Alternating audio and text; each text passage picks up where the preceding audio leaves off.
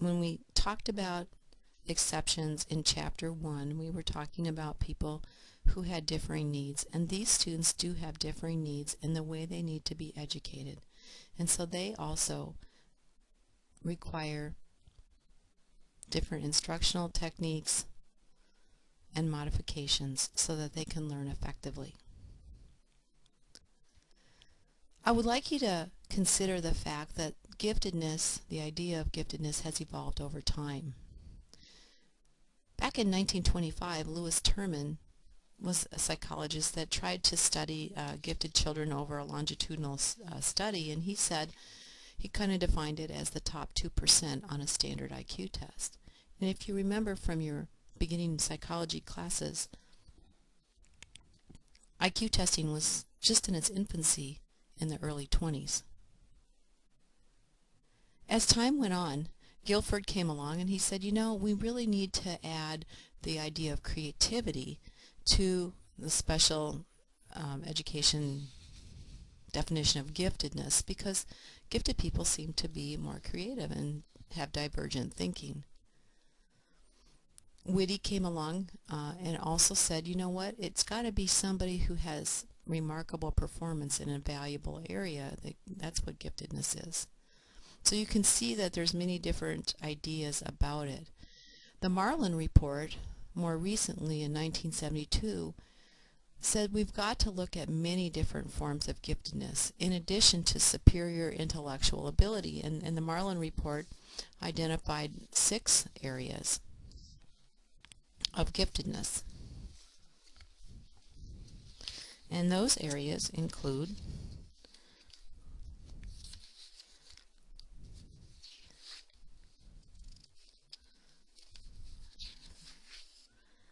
general intellectual ability, specific academic aptitude, creative thinking, leadership, ability in the visual arts, and psychomotor ability.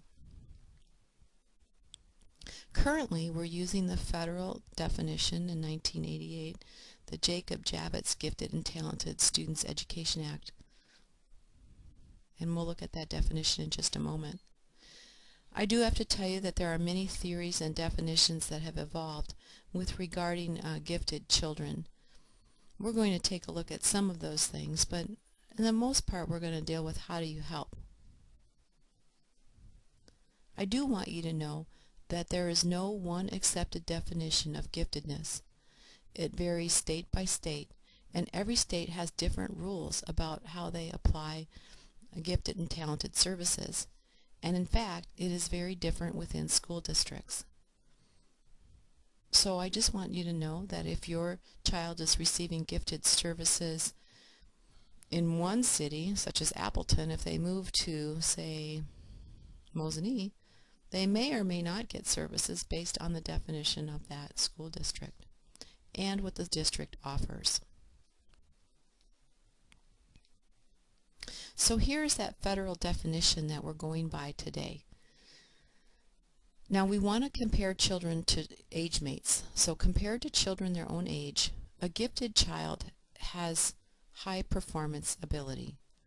They are showing outstanding intellectual, creative, or artistic achievement, or perhaps they are really excellent leaders. Maybe you never thought of leadership as a gifted ability, but it's very complex. Or they might excel in a very specific academic field. Perhaps they're just brilliant in math or brilliant in language arts, not so much in math or other areas. And here's a really important point. Gifted children need special education to reach their potential. Now many people would argue, hey, they're gifted, they're fine, they're going to do great in the classroom. They don't need any extra help.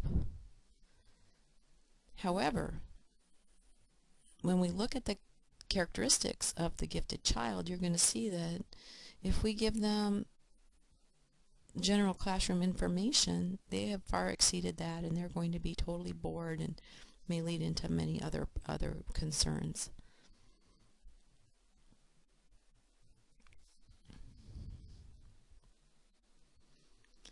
I also want you to know that gifted and talented services are not mandated under the IDEA law. So we identify these children, but we are not required to serve them, which is a really big problem, because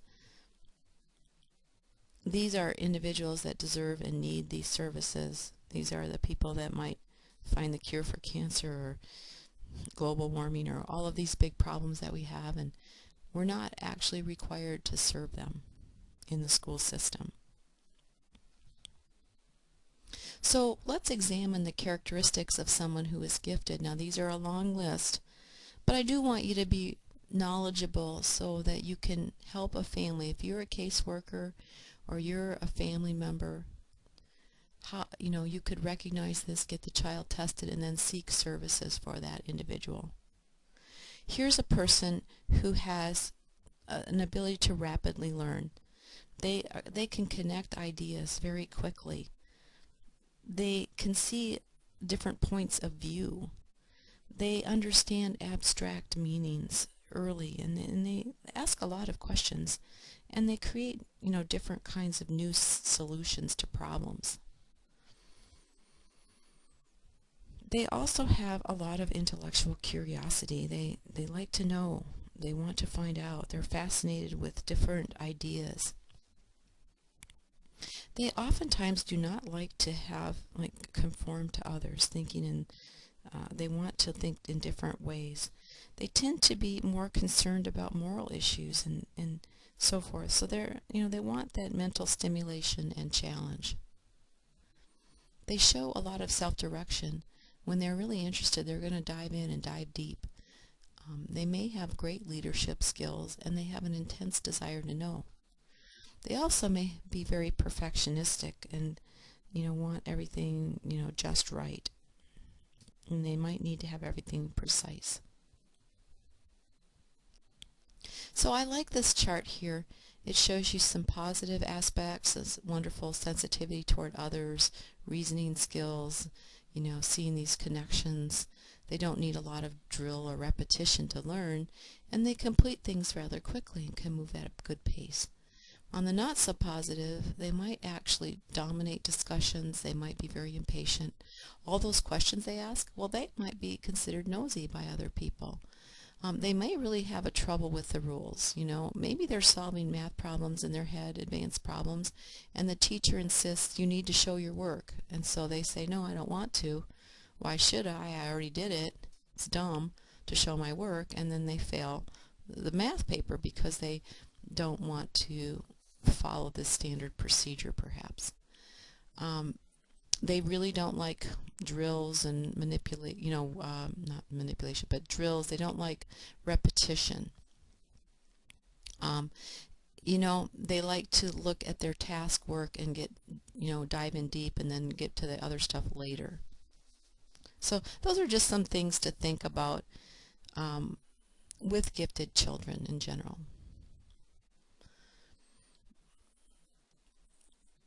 Now, how many gifted children are there? I just want to say that we think it's somewhere between 3 and 5% of the school-aged population across all gender, cultural, and disability groups. Remember, you can have a disability and be gifted. Sometimes a disability masks the giftedness, and that child does not get services in that other area.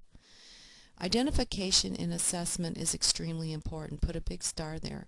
One size does not fit all here. We need to look at many different aspects of the person. IQ tests, standard IQ test, and achievement tests are one measure. But let's take a look at portfolios. What if they're a gifted musician? Let's look at their CD, or if they're an artist, let's have their artwork as part of their portfolio. If they're a writer, what kind of leadership projects have they done?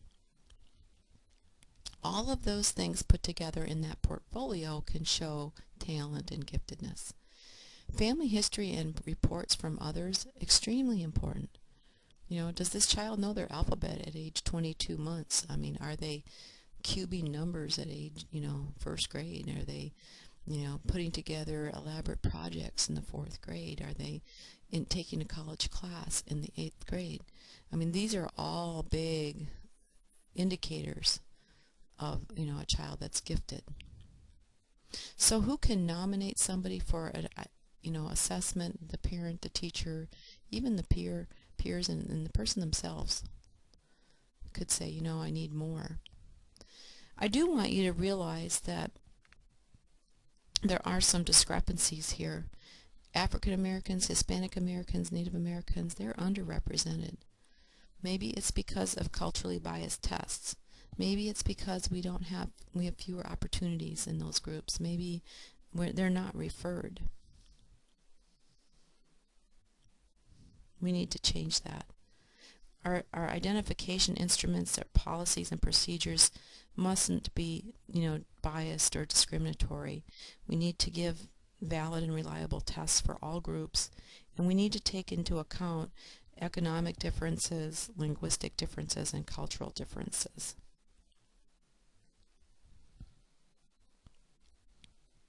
How do we help a student that's gifted?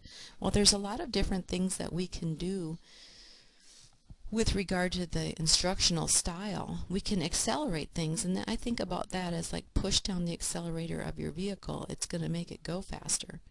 Well, let's increase the speed at which the student moves through the material. Let them go at their pace, which is fast usually. Maybe we can enrich it. I think one of the worst things we can do to a gifted child, they get their work done, well, let's give them more. Well, that's of course a punishment. Instead of giving them more work, let's give them work that makes them probe or study deeper than would occur normally in the general education curriculum. So if everyone in the class is studying the rainforest, let's give this child an enriching activity that says, okay, we want you to do the genus and species of all of the animals on the upper tier of the rainforest, and then make, a three-dimensional representation of the rainforest. Something like that gives them greater depth. Or we can compact the curriculum. Think about a compactor where you're squishing everything down. Well, let's compact it. Let's compress the content. Let's not have you go over what you know already, but let's let you work on what you are challenged on. So instead of reviewing for 6 weeks at the beginning of the semester, simply start out where you're at and then go from there.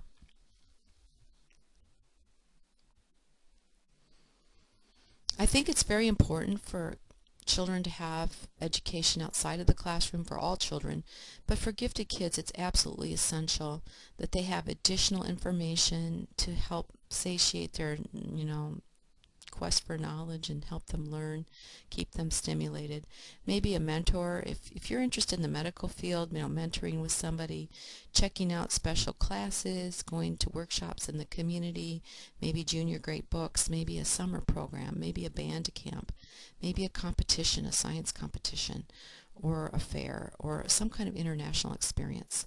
There are so many different things that can be given to help enrich that student and help them reach their potential. Where do we educate a child who is gifted? Well, there are special classrooms and self-contained classrooms that would just simply focus on those high ability students, but a lot of times people think, well, that's elitist, and you think you're better than other people. Well, that's not the point. We do know that gifted students have to be grouped together. They do well when they are grouped together. That's what the research says, and we want to give them that challenge where they challenge each other. We could have you educated in the general classroom where you have a special teacher working with your regular classroom teacher to help modify the curriculum. And then we could ability group you is another way we could do that. We could cluster you, maybe in your classroom, we could cluster you by abilities level.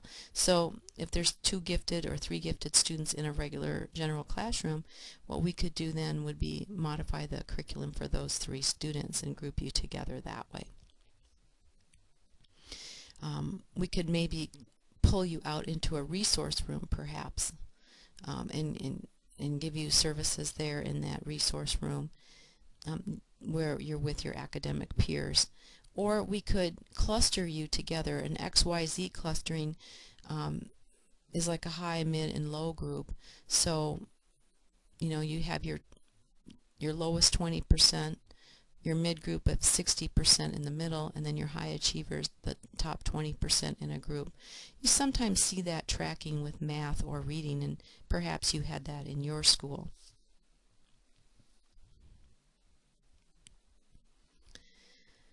The biggest challenge facing gifted children is just recognizing, society recognizing them, and giving them the services that they need. When we think about gifted students, they're often stigmatized. Think about the name calling that goes on, teacher's pet, brown noser, nerd, geek, and so forth. I mean, if you felt that way and you didn't want to be different, your talents may be minimized, or you might feel that ashamed, and you want to be just like everybody else. When in reality, you really could benefit from a different type of education process to, encourage and, enhance your talents, because these are gifts that should be, you know, nur- nurtured.